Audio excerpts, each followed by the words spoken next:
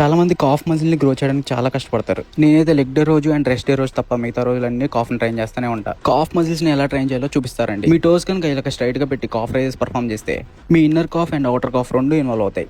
ఒకవేళ మీ టోస్ ఇలాగా అవుట్వర్డ్ పెట్టి పర్ఫామ్ చేస్తే మీ ఇన్నర్ కాఫ్ అనేది ఇన్వాల్వ్ అయింది. అండ్ మీ టోస్ ఇలాగా ఇన్వర్డ్ పెట్టి పర్ఫామ్ చేస్తే మీ కాఫ్ మజిల్స్ లో అవుటర్ కాఫ్ అనేది ఇన్వాల్వ్ అయింది. అర్థమైంది కదా మీ inner calf and outer calf ని ఎలా హిట్ చేయాలో. నా కాఫ్ మజిల్ గ్రో చేయడానికి నేనైతే చాలా ఎఫర్ట్స్ పెడతాను, ఎందుకంటే నా థంబ్ ఫింగర్ చాలా చిన్నది కదా. సో ఇన్నర్ కాఫ్ ని ట్రైన్ చేయడం చాలా కష్టం అయిపోయింది. మా జిమ్ లో అయితే కాఫ్ ని ట్రైన్ చేయడానికి సపరేట్ గా మెషినే లేదు. బట్ నేను మీకు ఇప్పుడు చూపిస్తున్నా కదా, ఇవే వేరియేషన్స్ చేస్తామా.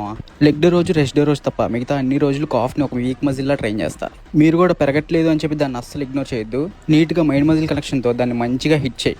నీ కాఫ్ మజిల్ కూడా డెఫినెట్లీ ఇలాగే తయారైద్ది. ఏంటి సడన్ గా కాఫ్ మజిల్ గురించి చెప్పా అనుకుంటున్నారు కదా, మన గెయిన్ సిరీస్ లో కాఫ్ మజిల్ ఒకటి మిగిలిపోయింది కదా.